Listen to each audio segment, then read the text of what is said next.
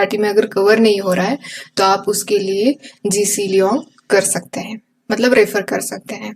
तो हम सोर्स भी देखेंगे यहाँ पे, फिर कौन से न्यूज़पेपर और आर्टिकल्स कहाँ से पढ़ना है ये भी देखेंगे। तो पहले तो मैं यहाँ पे कुछ चीज़ें आपको बताना चाहती हूँ। प्रीलिम्स बहुत टफ है आजकल क्लियर करना। अगर आप प्रीलिम्स की स्टेज पूरी करते हो तो बाद में आप मेंस दे सकते हो। अगर मेंस क्लियर हो जाती है तो आप इंटरव्यू दे सकते हो, लेकिन प्रीलिम्स नहीं हुआ तो आप यहाँ तक नहीं पहुंच पाते हो। समझ रहे हो? तो प्रीलिम्स के लिए आपकी कंसेप्ट क्लियर होने चाहिए। अगर आपने मान लीजिए यहाँ पे ज्योग्राफी के लिए सिर्फ एनसीईआरटी पढ़ी है, अभी जो हम एनसीईआरटी देख रहे हैं ना उसमें से सिर्फ एनसीईआरटी पढ़ी है, लेकिन उसको बहुत अच्छे से आपने उसकी कंसेप्ट जो भी है वो क्लियर किया है और मल्टीपल टाइम्स आपने रिवीजन दिया है। देखो, अगर नोट्स नहीं बना पा रहे हो तो हाईलाइट कर लो, और जो चीजें आपने हाईलाइट की है जिस जहां पे आपको समझ नहीं आया वहां पे आप स्टार मार्क कर लो, दोबारा से पढ़ लो, फिर जब आप नेक्स्ट टाइम रिवाइज करोगे तो उसी को रिवाइज कर लो। तो इस तरह से चीजें फॉलो करो। जरूरत नहीं है कि नोट्स ही बनाने चाहिए, ऐसा भी नहीं है। तो जो चीजें आपको पहली बार में नहीं समझ में आई लेकिन समझ में आई, फिर बाद में भूल ना जाए, इसीलिए आप उसको स्टार कर लो या बॉक्स बना लो। तो इससे भी काम चल जाता है कि नोट्स बनाने में टाइम अभी तो नहीं जाना चाहिए आपका टाइम। दूसरी बात, जो हम ये सिलेबस देख रहे हैं ये प्रीलिम्स प्लस मेंस है। अभी मेंस के भी आप आंसर लिख सकते हो। जो भी प्रीलिम से रिलेटेड सब्जेक्ट है उसके ऊपर आप मेंस के आंसर लिख सकते हो। तो चलो देखते हैं। पहले सिलेबस यही चीजें बतानी थी। और एक दूसरी बात है, सीसैट को आप ना बिल्कुल इग्नोर ना करें। मेरी आपको एक रिक्वेस्ट है कि आप प्लीज सीसैट को इग्नोर मत करें, पढ़ते रहिए। और जो अभी हम सेक्शनल टेस्ट ले रहे हैं, मतलब सब्जेक्ट वाइज टेस्ट जो ये चल रही है ना, तो मैं ये नहीं कहती कि आप विजन के ही फॉलो करो। आप किसी भी कोचिंग क्लासेस के ज्वाइन कर लो, या मार्केट में बहुत अवेलेबल होती है, 2 घंटे में बैठ के आराम से सॉल्व करके देख लो कि क्या मिस्टेक हो रही है। ये मत देखना कि स्कोर कितना आ रहा है आपका, वो तो सेकेंडरी पार्ट हो गया। लेकिन फर्स्ट आपका यही होता है कि जो भी टेस्ट आप सॉल्व कर रहे हो ना उसमें आप देखो कि आप कहाँ गलतियां कर रहे हो। अगर आपका कोई क्वेश्चन गलत हुआ है तो क्यों गलत हुआ है, क्या आप कंफ्यूज हो रहे हो, दो ऑप्शन में कंफ्यूज होता है, या 4 ऑप्शन दे रखे लेकिन उसमें 2 आते हैं लेकिन 2 आते नहीं है, तो उसमें कंफ्यूजन हो रहा है। तो कंफ्यूजन जब होता है ना तो इसका मतलब ये है कि आपका रिवीजन कम पड़ रहा है। आपको रिवीजन देने की जरूरत है, आपको अच्छे से याद करने की जरूरत है। और सेक्शनल टेस्ट से ये समझ में आता है कि हमारी कौन से सब्जेक्ट पे ज्यादा कमांड है। जो वीक सब्जेक्ट है उसको हमेशा हमें प्रायोरिटी देनी चाहिए। जैसे कि मैं आपको बताती हूँ, यहाँ पे काफी लोग जो है इकोनॉमिक्स पढ़ते नहीं है, डरते हैं इकोनॉमिक्स से। ठीक है, तो इकोनॉमिक्स तो ज्यादा से ज्यादा 20 क्वेश्चन, लगभग 15 से 20 क्वेश्चन इकोनॉमिक्स से निकल के आते हैं। अगर आपका इकोनॉमिक्स के कंसेप्ट ही सही नहीं है तो आप बताओ आप क्लियर कैसे करेंगे यूपीएससी का प्रीलिम्स। तो इकोनॉमिक्स एक कोर सब्जेक्ट में आता है, दूसरा कोर सब्जेक्ट हमारा पॉलिटी है। मैं हमेशा बताती और बताती रहूंगी, इकोनॉमिक्स, पॉलिटी, एनवायरमेंट, ज्योग्राफी, ये कोर सब्जेक्ट में आते हैं। मैं ये नहीं कह रही कि बाकी के सब्जेक्ट इंपॉर्टेंट नहीं है, मैं ये बता रही हूँ कि ये हाईली स्कोरिंग सब्जेक्ट है। यहाँ पे लगभग आपके 70% जो स्टैटिक्स पोर्शन से क्वेश्चन आता है वहां से आपका 75% मार्क्स आपको यहाँ से मिल सकते हैं। लगभग आपके 60 क्वेश्चंस जो है यहीं से कवर होते हैं। ये जो कोर सब्जेक्ट मैं बता रही हूँ ना वहीं से कवर होते हैं। तो इसीलिए पॉलिटी, इकोनॉमिक्स स्किप बिल्कुल तो नहीं ही करना है, बट इसको मल्टीपल टाइम्स रिवीजन करना है। यहाँ पे आपके क्वेश्चन गलत होने के चांसेस बहुत ना के बराबर होने चाहिए। ज्योग्राफी, एनवायरमेंट बहुत इजी सब्जेक्ट है ये, पॉलिटी, एनवायरमेंट, ज्योग्राफी। इकोनॉमिक्स भी बहुत इजी है बट पता नहीं क्यों लोगों को ज्यादा टफ लगता है। अगेन दूसरी बात आती है एंशियंट। काफी लोग बोलते हैं कि एंशियंट नहीं पढ़ना चाहिए, मिडाइवल नहीं पढ़ना चाहिए, मॉडर्न हिस्ट्री नहीं पढ़ना चाहिए। जैसे कि अभी हमने मॉडर्न हिस्ट्री देखी है तो उसको आपको एटलीस्ट दिन में 1 घंटा निकाल के उसको रिवीजन करना चाहिए ताकि आप उसकी क्रोनोलॉजी ना भूले। ठीक है, और एंशियंट और मिडाइवल जो हमने ऑलरेडी पढ़ चुके हैं तो इसके ऊपर भी आपको रिवीजन देना जरूरी है। ऐसा नहीं है कि सब्जेक्ट पे टेस्ट दे दी हो गया, ऐसा नहीं है, छोड़ना नहीं है, दोबारा जाके उसको एक बार रिवीजन जरूर देना है। ठीक है, ये हो गया मेरा जो भी मुझे बताना था, ये इंपॉर्टेंट चीजें लगती है मुझे, और मैं हमेशा बताती रहूंगी। तो अब देखो यहाँ पे हम 11 जनवरी, मतलब अभी 6 जनवरी से लेके, या कोई कोई लोग जो है जिन्होंने 5 जनवरी पे अगर मॉडर्न हिस्ट्री का टेस्ट हो गया तो आप 5 से ही स्टार्ट कर सकते हो, और 11 जनवरी पे आपको ये ज्योग्राफी के ऊपर आपको टेस्ट देनी है। तो इसमें आपको सितंबर के करंट अफेयर्स भी कवर करने हैं, सितंबर 2024 के करंट अफेयर्स यहाँ पे कवर करने हैं। तो एक तो आप यहाँ पे 5 से ही स्टार्ट कर दो, या जिनको 6 से करना है वो 6 से भी कर सकते हैं, कोई दिक्कत नहीं है, लेकिन मेरी मानो 5 से ही स्टार्ट कर लो। जो नए लोग हैं वो 5 से ही स्टार्ट करे पढ़ना, 5 जनवरी से ही एनसीईआरटी को हाथ लगाए, अच्छे से पढ़े कंसेप्ट। और ज्योग्राफी ऐसा सब्जेक्ट है, हाथ में पेन और एक पेपर लेके बैठे, और जहां पे भी आपको लगे कि पृथ्वी, मतलब पहले तो अंडा निकालना है, मतलब गोल, हमारी जो पृथ्वी है, अर्थ है, ऐसी है, फिर इक्वेटर आता है यहाँ पे, हमारे ये ट्रॉपिक ऑफ कैंसर है ऊपर का, और ये नीचे का ट्रॉपिक ऑफ कैप्रिकॉर्न है, और इन यहाँ पे क्या आता है हमारा 23, और सॉरी यहाँ पे 12, ठीक है, 23 12 ऐसा, और 66 12 इस तरह से आता है। तो ये आपको याद रखना है, यहाँ पे पोलार है, यहाँ पे पोलार है। तो देखते हैं, हमें अभी टॉपिक भी देखना है, पूरा सिलेबस भी देखना है। तो इस तरह से पेन पेपर लेके बैठे, जैसे बोला है कि कैसे अगर सनराइज कैसे आती है ऐसी आती है, फिर कहाँ से कौन सी सनराइज जो है शॉर्ट वेव में आने वाली होती है, लॉन्ग वेव में जाने वाली होती है, तो कौन सी है जो एटमॉस्फेयर को हिट करती है। तो गोल करके आप देख लो कि जो लॉन्ग वेव में जा रही होती है उसकी वजह से एटमॉस्फेयर हिट होता है, क्योंकि जो एटमॉस्फेयर में हमारे कार्बन ग्रीन हाउस गैसेस होते हैं वो जाने ही नहीं देते, ट्रैप करके रखते हैं, तो इसलिए हमारा वो गर्म होता है एटमॉस्फेयर। तो ये सब चीजें आप ऐसे ड्रॉ कर करके याद रख सकते हो। ये बेस्ट तरीका है ज्योग्राफी को समझने का। अगर ऐसे ही पढ़ोगे ना तो समझ में नहीं आएगा, बल्कि बहुत हेवी हो जाएगा आपके सर के ऊपर। ठीक है, तो देखो यहाँ पे जो मुझे इंपॉर्टेंट चीजें थी बतानी थी वो मैंने बता दी, बाकी अप टू यू। और ये मैं कभी नहीं कहूंगी कि बस इसी को फॉलो करो, ऐसे ही करो, नहीं, आपके लिए जो भी स्ट्रेटजी बेस्ट होगी ना वही फॉलो करो।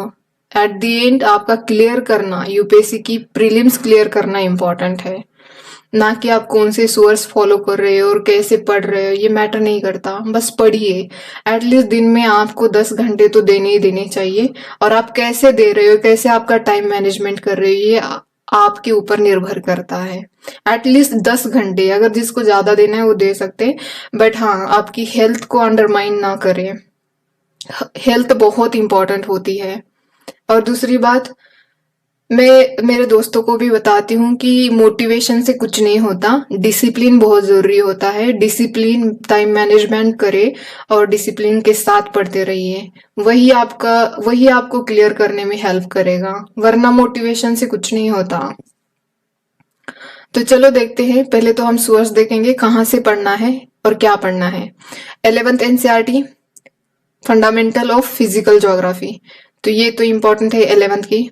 11th NCERT geography India physical environment, ये भी है, आपके पास होंगे ही और होनी भी चाहिए 11th वाली और 12th वाली। काफी टॉपर जो बोलते हैं 11th एंड 12th सफिशिएंट है।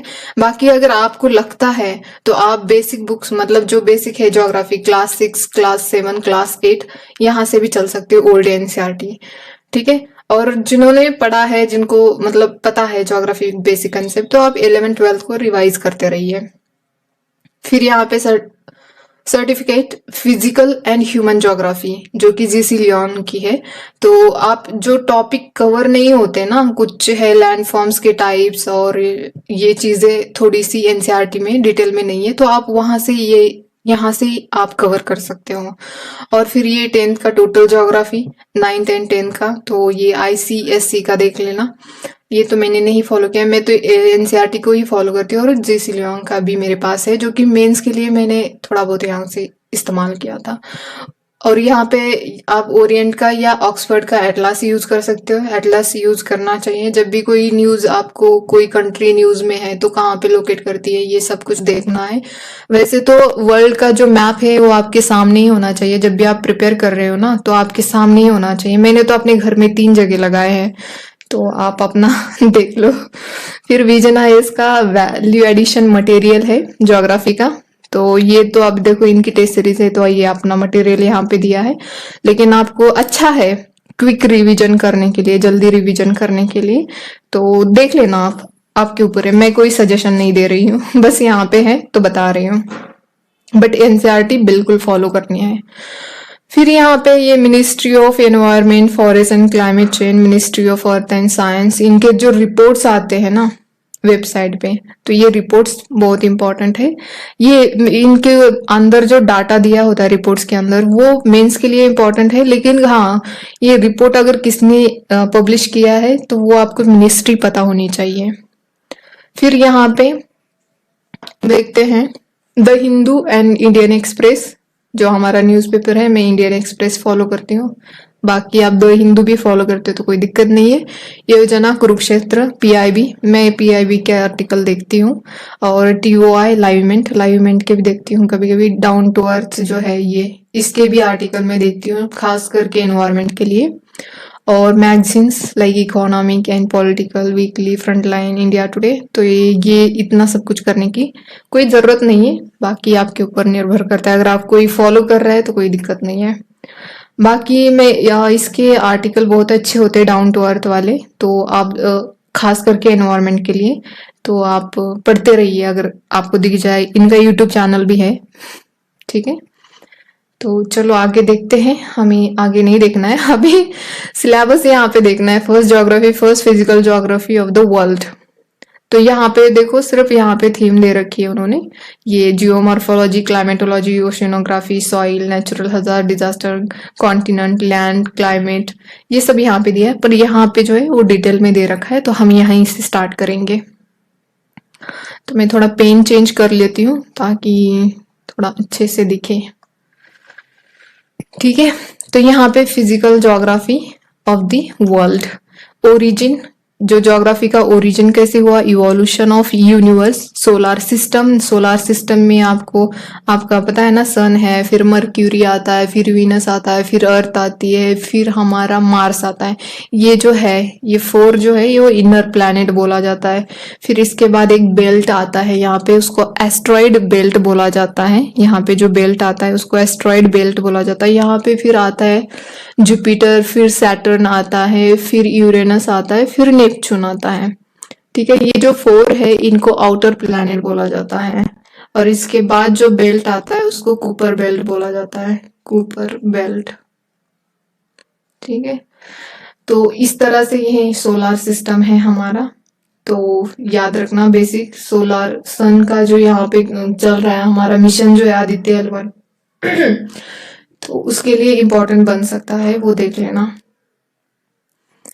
ये हो गया यूनिवर्स कैसे, इसके लिए थेरीज है इवोल्यूशन की, तो वो आपको एनसीईआरटी में मिल जाएगी, सफिशिएंट है एनसीईआरटी में। बाकी यहाँ पे नेक्स्ट है geological history of the earth. Earth की जियोलॉजिकल हिस्ट्री है, जैसे कि कैसे लैंड अलग हुए पहले, ये क्या बोलते हैं, मतलब जो हमारा बोला जाता है कि जो हमारी साउथ अमेरिका और जो अफ्रीका कॉन्टिनेंट है, तो वो पहले लैंड शेयर करते थे, फिर अलग अलग हो गए, तो वो जियोलॉजिकल हिस्ट्री है, तो वो भी एनसीईआरटी में दे रखी है। जियोलॉजिकल टाइम स्केल भी दे रखा है एनसीईआरटी में, latitude, longitude, including important parallel and meridian जो है, तो ये सब लैटिट्यूड आपको एनसीईआरटी में दे रखे हैं। तो आपको बेसिकली क्या करना है, जब भी आप पढ़ रहे हो ना, तो ऐसे गोल निकालना है, यहाँ पे इक्वेटर दिखाना है, और जो ऐसे लाइंस होते हैं, ये मैं नए वाले लोगों को बता रही हूँ, जो पुराने हैं जिन्होंने पढ़ रखा है उनको पता होगा, ये होते हैं हमारे लैटिट्यूड। और जो खड़े ऐसे होते हैं ना, ये होते हैं लॉन्गिट्यूड, ठीक है। तो ये इस तरह से आपको पढ़ना है बेसिकली। और पैरेलल, ये एक दूसरे के पैरेलल है, तो इस तरह। और ये दो चैप्टर है motion of the earth and there effects, ये बहुत ज्यादा इम्पोर्टेंट है। इसके ऊपर यूपीएससी ने बहुत बार क्वेश्चन घुमा घुमा कर फिर कर वहीं पे आके बहुत सारे क्वेश्चन पूछे हैं, तो बहुत इम्पोर्टेंट है ये, इसको अच्छे से करना है। मोशन ऑफ द अर्थ, कि अर्थ ऐसे फिरती है तो क्या होता है, अपने एक्सिस पे इधर जाती है उधर जाती है, कैसे करती है, ये आप पढ़ना है बिल्कुल आपको, मैं तो यहाँ पे बता रही हूँ।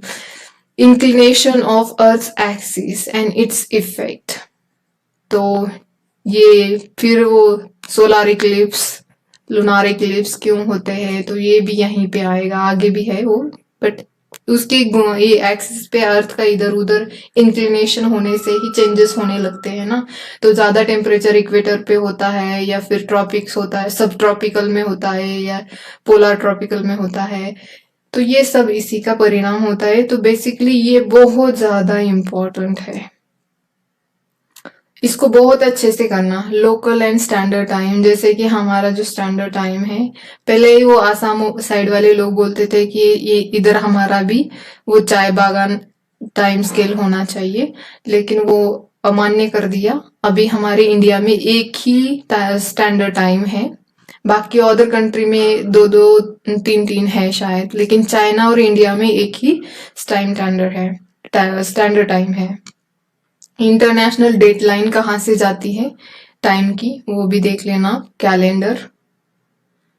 और अभी देखते हैं हम यहाँ पे इक्लिप्स, सोलार लूनार, बहुत फेवरेट टॉपिक है यूपीएससी का, ये कंसेप्ट क्लियर होनी चाहिए आपकी। ठीक है, अब देखते हैं geomorphology.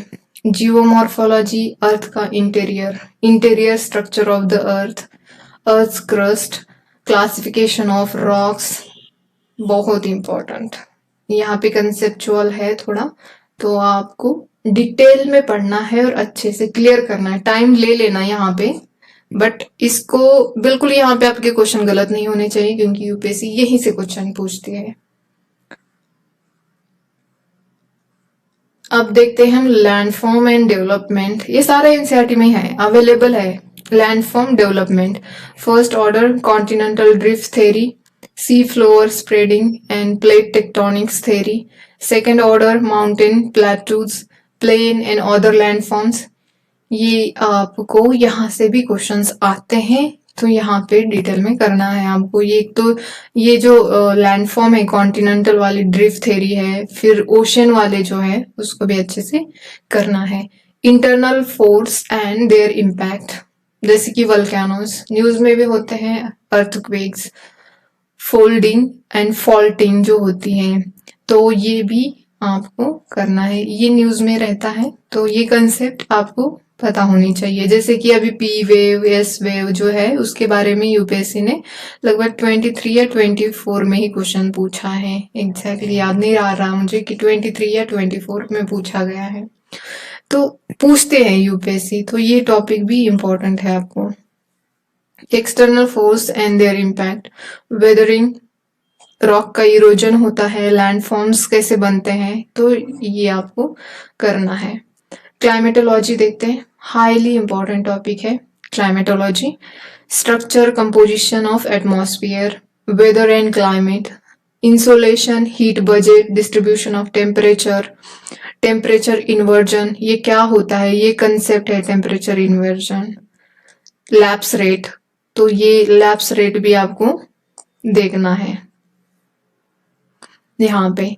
Pressure and pressure belt, तो ये भी आप देखोगे यहाँ पे। तो ये जो क्लाइमेटोलॉजी है ये एनसीईआरटी में अवेलेबल है, बहुत इंपॉर्टेंट है, इसको आपको अच्छे से करना है। विंड के टाइप कितने होते हैं, प्लानिटरी विंड होती है, सीजनल विंड होती है, लोकल विंड होती है, जेट स्ट्रीम होती है, ट्रेड विंड्स होती है, यहाँ पे दी नहीं है बट ट्रेड विंड भी होती है, तो ये आपको देखना है trade wind.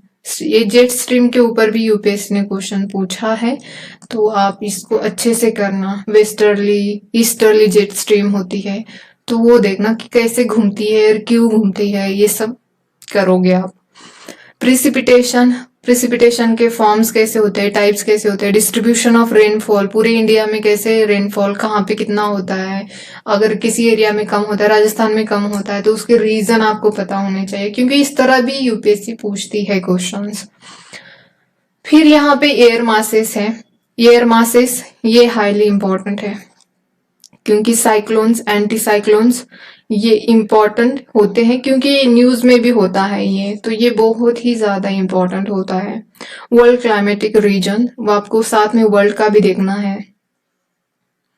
Oceanography, feature ocean waves, currents, currents के ऊपर भी क्वेश्चन पूछती है UPSC. Tides, tsunami, temperature and salinity, अभी पूछा था आई थिंक 2020 में या 21 में पूछा था यहाँ से क्वेश्चन, तो हाँ पूछा है, हम देखेंगे। मैं देखो बाकी के मुझे नहीं पता, बाकी के सब्जेक्ट के, बट मैं इकोनॉमिक्स एंड ज्योग्राफी एनवायरमेंट, इसके जो पीवाईक्यू होते हैं ना, उसको हम अच्छे से डिस्कस करेंगे, जो भी हो जाए, लेकिन इसके पीवाईक्यू अच्छे से हम डिस्कस करेंगे दोनों के, क्योंकि ये बहुत ही ज्यादा इम्पोर्टेंट है, बहुत ही ज्यादा। तो इसके पीवाईक्यू तो डिस्कस करना बनता है, पूरा एक्सप्लेनेशन के साथ हम डिस्कस करेंगे। मराइन सोर्सेस यहाँ पे आपको डिटेल में पढ़ोगे आप ओशनोग्राफी में, जो बेसिक चीजें हैं, बेसिक कंसेप्ट होती है, तो वो तो आपको पता होना चाहिए। बेसिकली लोगों को ये नहीं होता है व्हाट इज टेम्परेचर, टेम्परेचर का मीनिंग नहीं पता, उनको लगता है गर्मी है गर्मी, लेकिन गर्मी को जिस मेजर से आप मतलब कैसे मेजर करते हो गर्मी को, जो गर्म हो रहा है आपको ये कैसे महसूस हो रहा है, लेकिन इसको मेजर कैसे करते हैं, जिस अगर गर्मी को आप मेजर करते हो ना, तो वही जब मेजर करते हो तो उसी को हम टेम्परेचर बोलते हैं। काफी लोगों को तो इसी की डेफिनेशन भी नहीं पता होती है, तो आपको छोटी छोटी कंसेप्ट है तो उसको अच्छे से दिमाग में बिठाना है। यहाँ पे सॉइल अगेन इम्पोर्टेंट है, ये आपको एग्रीकल्चर पे भी मिलेगा, और यहाँ एग्रीकल्चर में भी मिलेगा और यहाँ पे भी मिलेगा। तो यह सॉइल जो होती है, ब्लैक सॉइल होती है, रेड सॉइल होती है, लैटेराइट सॉइल होती है, तो सॉइल के जो क्लासिफिकेशन है, और उसके अंदर ज्यादा क्या देखना है कि इसमें कौन से जो मिनरल्स है उनकी रिचनेस है इसके अंदर ब्लैक सॉइल में, और कौन सी है जो डेफिशिएंसी है, मतलब उस मिनरल की डेफिशिएंसी भी होती है ना, तो वो ये दोनों चीजें काफी इंपॉर्टेंट होती है इसमें देखने की। एक तो दूसरी बात है, इसका कलर क्यों ऐसा रेड क्यों है, तो किसी ना किसी केमिकल की वजह से उसका कलर चेंज होता है ना। तो अगर ब्लैक को रेगुर सॉइल बोला जाता है, ये कॉटन के लिए अच्छी होती है, तो वैसे ही आपको बाकी की सॉइल जो होती है तो उसके बारे में भी पढ़ना है। अगर आप देखोगे तो इसका इरोजन होते जा रहा है सॉइल का, इसके फैक्टर्स क्या है, रीजन क्या है, क्यों इरोजन हो रहा है। एक तो हम फॉरेस्ट क्लियर कर रहे हैं, मतलब फॉरेस्ट ही कट करते जा रहे हैं, तो ये एक रीजन है। एंथ्रोपोलॉजिकल रीजन, और यहाँ पे ह्यूमन मैन मेड रीजन आपको यहाँ पे पता होना जरूरी है। और कंजर्वेशन कैसे कर सकते हैं इसको, अफॉरेस्टेशन, ये तो बेसिक हो गया, अफॉरेस्टेशन करके हम इसका कंजर्वेशन कर सकते हैं।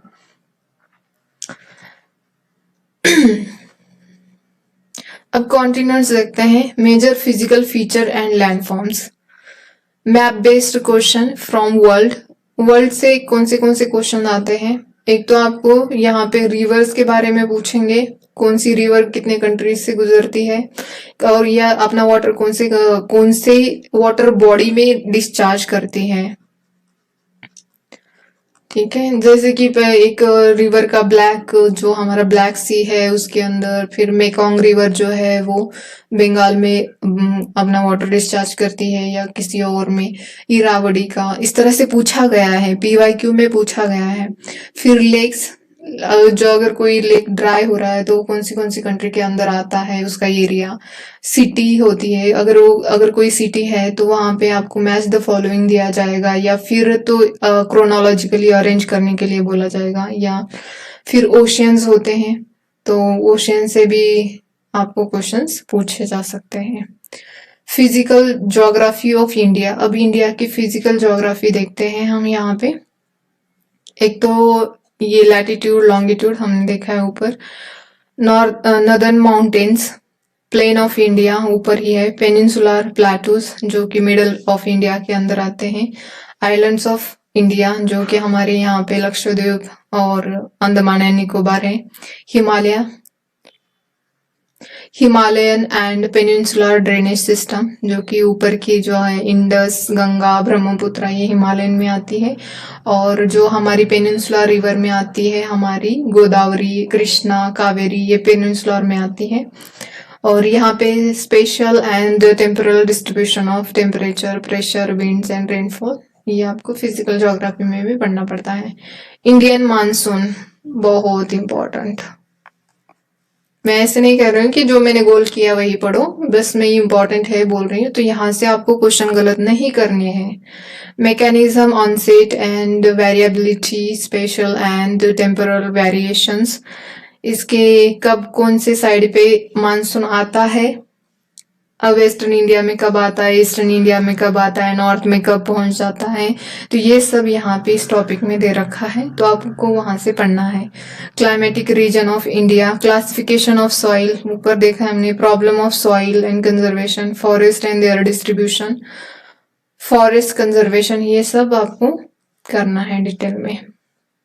अब यहाँ पे मैप बेस्ड क्वेश्चन फ्रॉम, एक तो location of state, city, river, lakes, important places including Ramsar site, biosphere reserve, wildlife sanctuary, national park, ये सब बहुत ही ज्यादा इंपॉर्टेंट है।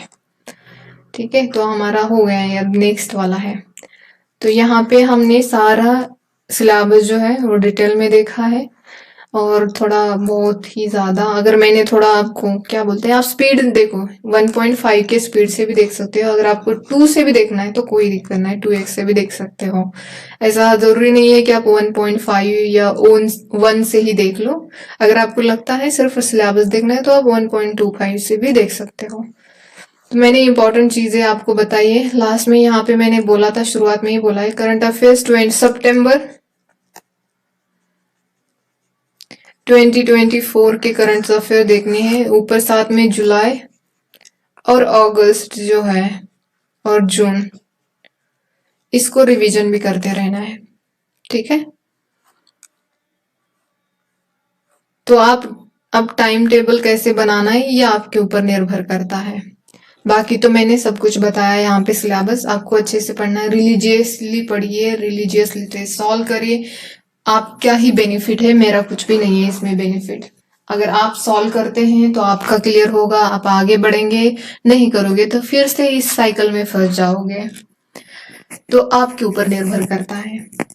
तो आज के लिए इतना ही, अगर आपके कोई भी क्वेश्चंस है आप टेलीग्राम चैनल ज्वाइन कर सकते हो, वहां पे पूछ सकते हो, और आप जो मैं आपको क्विज प्रोवाइड करती हूँ यूट्यूब पे हो, टेलीग्राम चैनल पे हो, उसको जरूर सॉल्व करते रहिए, क्योंकि हम भी यूपीएससी का प्रिपरेशन कर रहे हैं, हम भी अटेम्प्ट देने वाले हैं, तो आपके लिए भी बेनिफिशियल रहेगा वो, तो आप सॉल्व करते रहिए। तो आज के लिए इतना ही, धन्यवाद।